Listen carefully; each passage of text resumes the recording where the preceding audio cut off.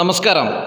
Astro മീഡിയയുടെ പ്രിയ പ്രേക്ഷകർക്ക് പുതിയൊരു അധ്യായത്തിലേക്ക് ഒരിക്കൽ കൂടി ഹാർദമായ സ്വാഗതം. ഞാൻ ജ്യോത്സ്യൻ പ്രമോദ് പണിക്കർ പെരിങ്ങോട്. ഇന്നത്തെ അധ്യായത്തിൽ നമ്മൾ കൈകാര്യം ചെയ്യുന്നത് അല്പായുർ യോഗം ജാതകത്തിൽ എന്ന ഒരു വിഷയമാണ്. അല്പായുസ് എങ്ങനെയാണ് കണ്ടെത്തുക? 4 തരത്തിൽ ആയുസ് ഉണ്ടെന്ന് പറഞ്ഞു. അല്പായുസ്, മധ്യായുസ്, ദീർഘായുസ്, അമിതായുസ്. 30 വയസ്സിന് ചോടെ ജീവിച്ചിരിക്കുകയാണെങ്കിൽ അല്പായുസ്, 30 മുതൽ 60 വരെയൊക്കെയാണെങ്കിൽ മധ്യായുസ്, 60 വയസ്സ് മുതൽ 90 വരെയ്ക്ക് ദീർഘായുസ്, 90 മുതൽ 120 വരെയ്ക്ക് അമിതായുസ് എന്ന് പറയും. ആനയ്ക്കും മനുഷ്യനും ഒരേ ആയുസ്സാണെന്ന് കഴിഞ്ഞ എപ്പിസോഡിൽ ഞാൻ പറഞ്ഞിരുന്നു. കലിയുഗം 3,60,000 വർഷമാണ്. കലിയുഗം അവസാനമാകുമ്പോഴത്തേക്കും മനുഷ്യൻ്റെ പൂർണ്ണായുസ് 20 ആവും എന്നുള്ളത് ശാസ്ത്രഗ്രന്ഥങ്ങളൊക്കെ പറയുന്നുണ്ട്. അപ്പോൾ നമ്മൾ ഇപ്പോൾ തന്നെ അതിനെ കയറ്റി ടെൻഷൻ ആവേണ്ട കാര്യമില്ല. ഈ അല്പായുർ യോഗം പറയുന്നത് ആരുടെയെങ്കിലും ജാതകവശാൽ അല്പായുസ് എന്നുള്ള യോഗം കണ്ടെത്തുകയാണെങ്കിൽ വിശ്വാസമുള്ള ആളുകൾക്ക് അതിനുള്ള പ്രായശ്ചിത്തങ്ങളും പരിഹാരങ്ങളൊക്കെ അന്വേഷിക്കുന്നതിന് വേണ്ടിയിട്ടാണ്. അപ്പോൾ കഴിഞ്ഞ എപ്പിസോഡിൽ നമ്മൾ 18 തരം യോഗങ്ങളാണ് ദീർഘായുസിനെ സംബന്ധിച്ച് പറഞ്ഞിട്ടുള്ളത്. അല്പായുസിൽ എന്തൊക്കെയാണ് പെടുക എന്നുള്ളത് ഇതൊരു അറിവിലേക്ക് കൂടിയിട്ടാണ് കേട്ടോ. ഇത് കേട്ട് ഭയന്ന് അയ്യോ എനിക്ക് അല്പായുസാണ് അങ്ങനെയൊന്നും ചിന്തിക്കേണ്ട കാര്യമില്ല.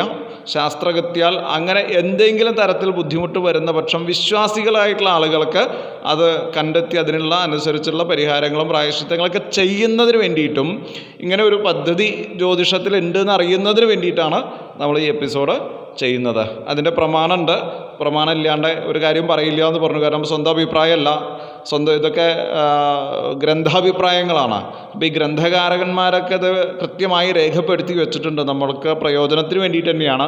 കാരണം ഇത്തരം ദുസ്ഥിതികൾ വരുന്ന ഗ്രഹനിലകൾ ഉള്ള ആളുകൾ അതിനനുസരിച്ച് വിധിയാമനുള്ള പരിഹാരങ്ങളും പ്രായശ്ചിത്തങ്ങളൊക്കെ ചെയ്താൽ ഈ ആയുസ്സിനെ മറികടക്കാൻ വേണ്ടി സാധിക്കും എന്നാണ്. പിന്നെ ഗർഭത്തിൽ കിടക്കുമ്പോൾ തന്നെ ഈശ്വരൻ നമ്മളെ ആയുസ്, ധനം, നമ്മുടെ വ്യക്തിത്വം ഒക്കെ നിശ്ചയിച്ചിട്ടുണ്ട്. അതൊക്കെ വേറൊരു തരം. പക്ഷെ നമുക്ക് ഇവിടെ ഇത് പറഞ്ഞേ പറ്റൂ.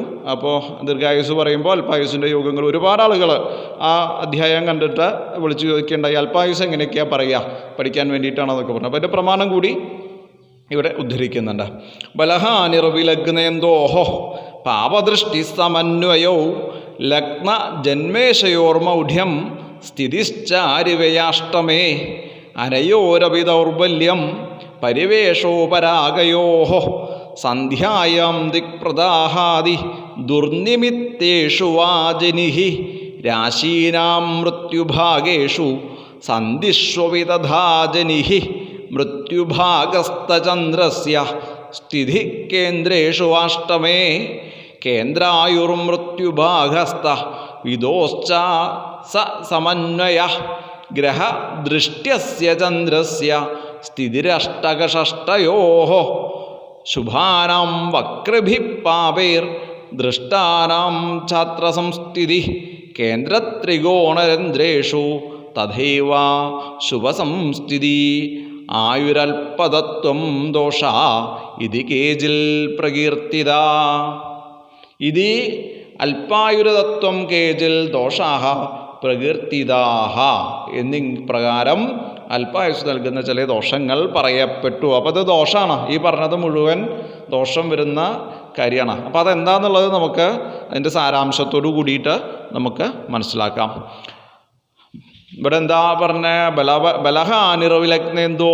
മറ്റേ ശ്ലോകത്തിൽ നമ്മൾ എന്ത് പറഞ്ഞു? ബലവത്വം വിലഗ്നേന്തോ എന്ന് പറഞ്ഞു. അപ്പോൾ ബലഹാനിർവിലഗ്നേന്തോഹോ എന്ന് പറഞ്ഞാൽ ലഗ്നത്തിന് ബലഹാനി വരിക ഒരു യോഗം, ചന്ദ്രന് ബലഹാനി വരിക എന്നുള്ളത് രണ്ടാമത്തെ യോഗം. ചന്ദ്രന് എങ്ങനെയാണ് ബലഹാനി വരിക?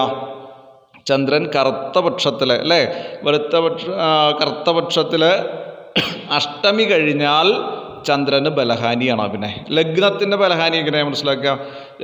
രാത്രി രാശി, പകൽ രാശിയൊക്കെ ഉണ്ട് പറഞ്ഞു. അപ്പോൾ പകൽ രാശികൾ പകൽ ജനിച്ചാൽ ബലം, രാത്രി രാശികളിൽ രാത്രി ജനിച്ചാൽ ബലം, പിന്നെ ഓരോ രാശിയുടെ ദ്രേക്കാണത്തിൽ ജനിച്ചാൽ ബലം എന്നൊക്കെ ഉണ്ട്. അത് കുറച്ച് ജ്യോതിഷജ്ഞാനം ഉണ്ടെങ്കിൽ മാത്രമാണ് അത് മനസ്സിലാക്കാൻ സാധിക്കുക. ലഗ്നത്തിന് ബലഹാനി വരാമെന്ന് ഇപ്പോൾ തൽക്കാലം മനസ്സിലാക്കുക. കാരണം അത് ലഗ്നബലമൊക്കെ നമുക്ക് വലിയ വിഷയമാണ്. അതൊക്കെ സാധാരണ 1-2 എപ്പിസോഡിലൊന്നും ചർച്ച ചെയ്ത് കഴിഞ്ഞാൽ നമുക്ക് എത്തില്ല. അപ്പോൾ അത് ലേശം ജ്യോതിഷജ്ഞാനമുള്ള ആൾക്കാർക്ക്. അപ്പോൾ ജ്യോത്സ്യനെ കാണാൻ പോകുമ്പോൾ ലഗ്നത്തിന് ബലം ഉണ്ടോ ചോദിക്കുക. അത് ചോദിച്ചാൽ ദൈവജ്ഞൻ പറഞ്ഞുതരും. അറിവുള്ള ദൈവജ്ഞനാണെങ്കിൽ പറഞ്ഞുതരും കേട്ടോ. ലഗ്നത്തിന് ബലം ഉണ്ടാവുക, ലഗ്നത്തിന് ബലഹാനി വരിക, ചന്ദ്രന് ബലഹാനി വരിക, ലഗ്നത്തിൽ പാപയോഗം വരിക, സൂര്യൻ, ചൊവ്വ, കേതു, രാഹു, ശനി ഇങ്ങനെയൊക്കെയുള്ള ഗ്രഹങ്ങൾ നിന്ന് കഴിഞ്ഞാൽ അത് പാപയോഗമായി. ചന്ദ്രന് പാപയോഗം. അപ്പോൾ 4 യോഗം കഴിഞ്ഞു. ലഗ്നത്തിന് ബലഹാനി, ചന്ദ്രന് ബലഹാനി, ലഗ്നത്തിൽ പാപയോഗം, ചന്ദ്രന് പാപയോഗം, ലഗ്നത്തിന് പാപദൃഷ്ടി. ഈ പറഞ്ഞ പാപന്മാരൊക്കെ ലഗ്നത്തെ ദൃഷ്ടി ചെയ്യാം. ചന്ദ്രനെ പാപന്മാരൊക്കെ ഈ പറഞ്ഞ പോലെയൊക്കെ ദൃഷ്ടി ചെയ്യാം. ലഗ്നാധിപന് മൗഢ്യം വരാം. ലഗ്നാധിപതിയായിരിക്കുന്ന ഗ്രഹം ഏതാണെന്ന് കണ്ടെത്തണം. ഇപ്പോൾ മേടത്തിൻ്റെ ചൊവ്വയാണ്, ഇടവത്തിൻ്റെ ശുക്രനാണ്, മിഥുനത്തിൻ്റെ ബുധനാണ്, കർക്കിടകത്തിൻ്റെ ചന്ദ്രനാണ്, ചിങ്ങത്തിൻ്റെ സൂര്യനാണ്, കന്നിയുടെ ബുധനാണ്, തുലാത്തിൻ്റെ ശുക്രനാണ്, വൃശ്ചികത്തിൻ്റെ ചൊവ്വയാണ്, ധനുവിൻ്റെ വ്യാഴാണ്, മകരത്തിൻ്റെയും കുംഭത്തിൻ്റെയും ആധിപത്യം ശനിക്കാണ്, മീനം രാശിയിലെ ആധിപത്യം വ്യാഴത്തിനാണ്. അപ്പം ഇങ്ങനെ അതാണ് ലഗ്നാധിപന്മാർ കേട്ടോ. അപ്പോൾ ലഗ്നാധിപതിക്ക് സൂര്യൻ്റെ സമ്പർക്കം കൊണ്ട് സ്വന്തം തേജസ് നഷ്ടപ്പെട്ട അവസ്ഥ, അതാണ് മൗഢ്യം. ചന്ദ്രലഗ്നാധിപതിക്ക് മൗഢ്യം. അപ്പോൾ 8 യോഗം കഴിഞ്ഞു. ലഗ്നാധിപൻ ലഗ്നാൽ 6, 8, 12 ഈ ഭാവങ്ങളിൽ നിൽക്കുക. ലഗ്നാധിപൻ ലഗ്നാൽ 6, 8, 12 ഭാവങ്ങളിൽ വരിക. അരി വ്യയാഷ്ടമേ സ്ഥിതി. അരി എന്ന് പറഞ്ഞാൽ 6, വ്യയം 12, അഷ്ടമം 8. അപ്പോൾ ലഗ്നാധിപൻ ലഗ്നാൽ 6, 8, 12 ഭാവങ്ങളിൽ വരിക. ചന്ദ്രലഗ്നാധിപൻ ചന്ദ്രൽ 6, 8, 12 ഭാവങ്ങളിൽ നിൽക്കുക. അതൊക്കെ അല്പായുസിൻ്റെ യോഗമാണ്. മറ്റ് ദീർഘായുസിൻ്റെ യോഗം ഉണ്ടെങ്കിൽ അത് രണ്ടും കൂടി താരതമ്യം ചെയ്തിട്ട് ദീർഘായുസിൻ്റെ യോഗം കൂടുതലുണ്ടെങ്കിൽ ദീർഘായുസേ ഉണ്ടാവുള്ളൂ. അല്പായുസിൻ്റെ യോഗങ്ങൾ കൂടി വരും. അത് അങ്ങനെയാണ് കമ്പയർ ചെയ്യുക.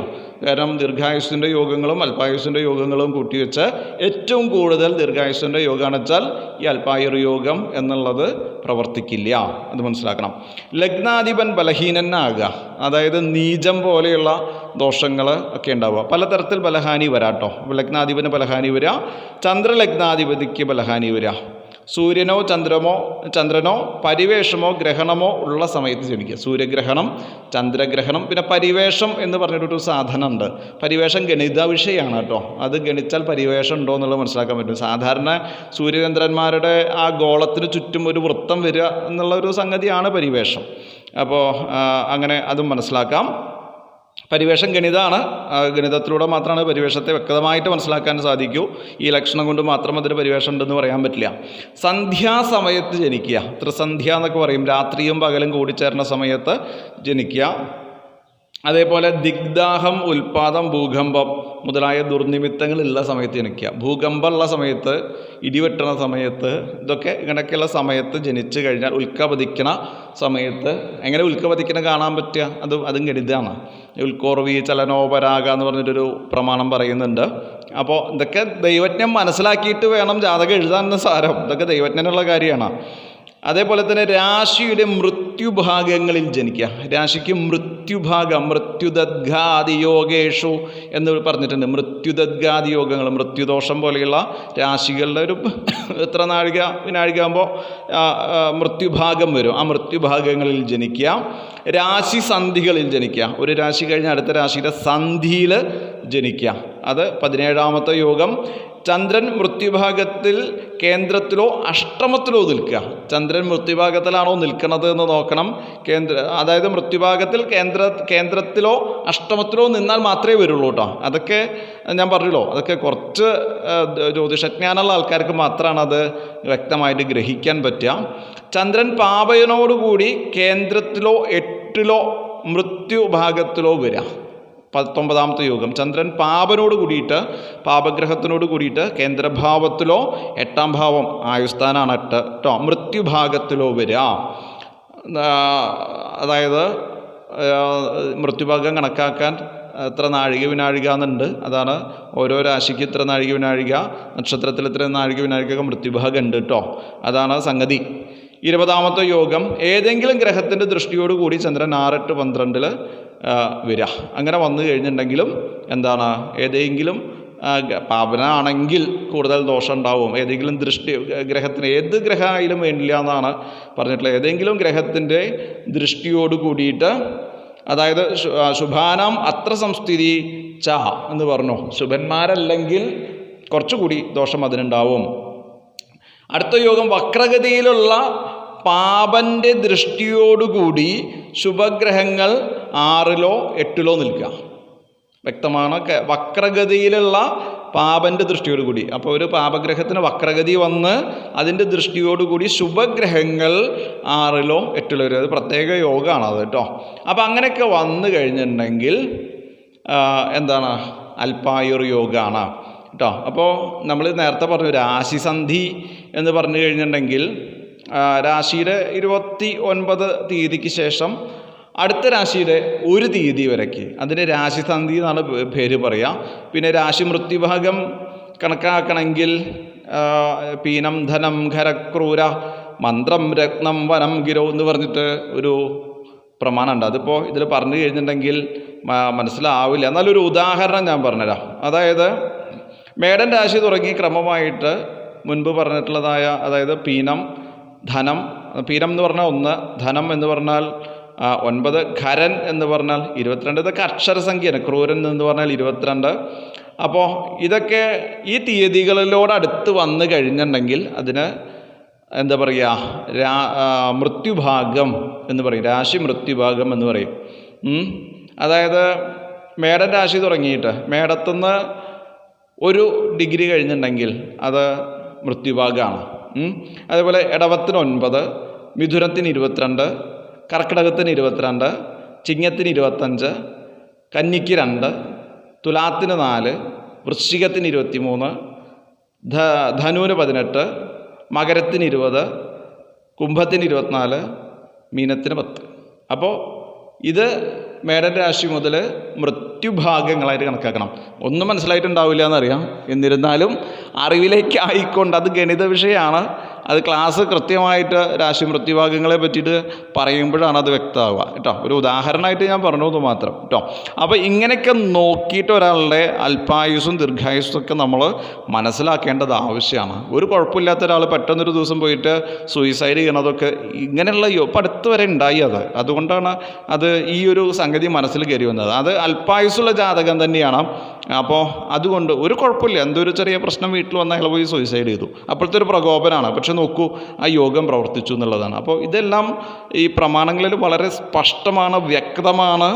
അത് നിരീക്ഷിച്ചും പരീക്ഷിച്ചും കുറേ കാലത്തെ ഈ ഫീൽഡിൽ പ്രവർത്തിക്കുമ്പോൾ ഒരു പ്രൊഫഷണലായിട്ടുള്ള അസ്ട്രോളജർക്ക് അതൊക്കെ മനസ്സിലാവുള്ളൂ. ഒരു ആൾക്കാരുടെ ബന്ധങ്ങളുണ്ടാവും, ഫാമിലികളായിട്ടുള്ള ബന്ധങ്ങളുണ്ടാവും. ആ ബന്ധങ്ങളിൽ അവരുടെ വീട്ടിൽ എന്തൊക്കെയാണ് സംഭവിക്കണമെന്നൊരു ദൈവത്തിന് കൃത്യമായിട്ട് അറിയാൻ പറ്റും. അപ്പോൾ അതൊക്കെ മനസ്സിലാക്കിക്കൊണ്ടാണ് നിങ്ങളോടൊക്കെ സംസാരിക്കുന്നത്. അപ്പോൾ ഇത്തരം അനുഭവങ്ങൾ ധാരാളമുണ്ട്. ഇനി നമുക്ക് അടുത്ത എപ്പിസോഡിൽ മറ്റൊരു വിഷയവുമായി വീണ്ടും കേട്ടുമുട്ടാം. അതുവരേക്കും എല്ലാവർക്കും ഒരു ശുഭദിനം ആശംസിച്ചു കൊള്ളുന്നു. എല്ലാവർക്കും ഒരിക്കൽ കൂടി നന്ദി, നമസ്കാരം, ശുഭദിനം.